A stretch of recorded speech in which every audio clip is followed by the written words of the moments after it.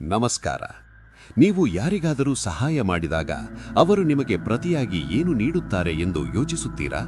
ಅಥವಾ ಯಾರಾದರೂ ನಿಮ್ಮನ್ನು ಹೊಗಳಿದಾಗ ಅದರ ಹಿಂದೆ ಅವರದ್ದೇನಾದರೂ ಕೆಲಸವಿದೆಯೇ ಎಂದು ಅನುಮಾನಿಸುತ್ತೀರಾ? ಆಚಾರ್ಯ ಚಾಣಕ್ಯರು ಹೇಳುತ್ತಾರೆ, ಸ್ವಾರ್ಥೇನ ಪ್ರವರ್ತತೆ ಲೋಕಃ, ಅಂದರೆ ಈ ಜಗತ್ತು ಸ್ವಾರ್ಥದ ಮೇಲೆ ಚಲಿಸುತ್ತದೆ. ಮರವು ಫಲ ನೀಡದಿದ್ದರೆ ಹಕ್ಕಿಗಳು ಅದನ್ನು ಬಿಟ್ಟು ಹೋಗುತ್ತವೆ. ನದಿ ಬತ್ತಿ ಹೋದರೆ ಪ್ರಾಣಿಗಳು ದೂರ ಸರಿಯುತ್ತವೆ. ಹಾಗಾದರೆ ಈ ಜಗತ್ತಿನಲ್ಲಿ ನಿಸ್ವಾರ್ಥ ಪ್ರೇಮಕ್ಕೆ ಜಾಗವೇ ಇಲ್ಲವೇ?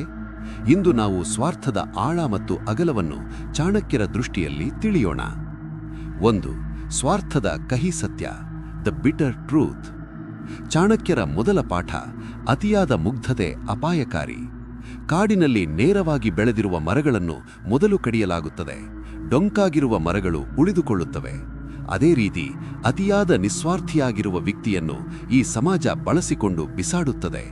ಚಾಣಕ್ಯನ ಪ್ರಕಾರ ಪ್ರತಿಯೊಂದು ಸಂಬಂಧದ ಹಿಂದೆಯೂ ಒಂದು ಉದ್ದೇಶವಿರುತ್ತದೆ. ಇದನ್ನು ಅರಿತವನು ಎಂದಿಗೂ ಮೋಸ ಹೋಗುವುದಿಲ್ಲ. ಜನರ ಸ್ವಾರ್ಥವನ್ನು ದ್ವೇಷಿಸುವ ಬದಲು ಅದನ್ನು ಮಾನವ ಸಹಜ ಗುಣವೆಂದು ಒಪ್ಪಿಕೊಳ್ಳುವುದು ಜಾಣತನ. 2. ಕೆಟ್ಟ ಸ್ವಾರ್ಥ ಮತ್ತು ಒಳ್ಳೆಯ ಸ್ವಾರ್ಥ, toxic versus healthy self interest. ಚಾಣಕ್ಯರು ಹೇಳುತ್ತಾರೆ, ದುರಾಸೆಯು ಸರ್ವನಾಶಕ್ಕೆ ದಾರಿ.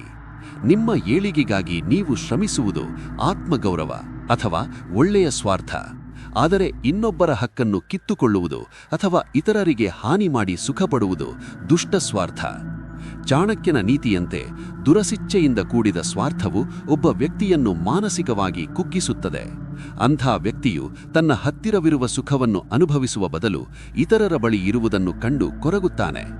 ನೆನಪಿಡಿ, ಸ್ವಾರ್ಥವು ಉಪ್ಪಿನಂತೆ, ಅಡುಗೆಗೆ ರುಚಿಯಾಗುವಷ್ಟಿದ್ದರೆ ಸಾಕು, ಅತಿಯಾದರೆ ಇಡೀ ಜೀವನವೇ ವಿಷವಾಗುತ್ತದೆ. ನಿಸ್ವಾರ್ಥದ ಶಕ್ತಿ. ಚಾಣಕ್ಯನ ಪ್ರಕಾರ ಸಮಾಜದ ಹಿತದಲ್ಲಿ ತನ್ನ ಹಿತವನ್ನು ಕಾಡುವವನೇ ಶ್ರೇಷ್ಠ ನಾಯಕ.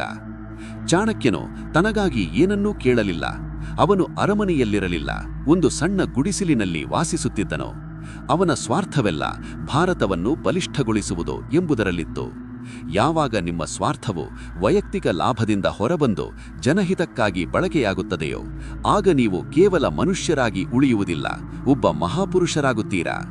ನಿಸ್ವಾರ್ಥವಾಗಿ ಮಾಡುವ ಕೆಲಸವು ನಿಮಗೆ ನೀಡುವ ಶಾಂತಿ ಜಗತ್ತಿನ ಯಾವುದೇ ಸಂಪತ್ತಿಗಿಂತ ದೊಡ್ಡದು. ಸ್ವಾರ್ಥಿಯಾಗಬೇಡಿ, ಆದರೆ ಮೂರ್ಖರಾಗಿಯೂ ಇರಬೇಡಿ. ಜಗತ್ತಿನ ರೀತಿಯನ್ನು ಅರಿತು ನಿಮ್ಮ ಧರ್ಮವನ್ನು ಪಾಲಿಸಿ. ಇತರರಿಗೆ ದೀಪವಾಗಲು ಸಾಧ್ಯವಾಗದಿದ್ದರೂ ಅವರ ಬೆಳಕನ್ನು ಆರಿಸುವ ಕತ್ತಲೆಯಾಗಬೇಡಿ. ಈ ಜಗತ್ತು ನಿಜವಾಗಲೂ ಸ್ವಾರ್ಥದ ಮೇಲೆಯೇ ನಿಂತಿದೆಯೇ? ನಿಮ್ಮ ಜೀವನದ ಒಂದು ಅನುಭವವನ್ನು ಕಮೆಂಟ್ನಲ್ಲಿ ಹಂಚಿಕೊಳ್ಳಿ. ಇತರರನ್ನು ಬಳಸಿಕೊಂಡು ಬೆಳೆಯುವ ಮನಸ್ಥಿತಿ ಇರುವವರಿಗೆ ಈ ವಿಡಿಯೋ ಶೇರ್ ಮಾಡಿ ಅವರಿಗೆ ಪಾಠ ಕಲಿಸಿ. ಸಬ್ಸ್ಕ್ರೈಬ್ ಆಗಲು ಮರೆಯಬೇಡಿ. ವಿಶಾಲ ಮನಸ್ಸಿನಿಂದ ಬದುಕಿ. ಇದು ನಿಮ್ಮ ಚಾಣಕ್ಯ.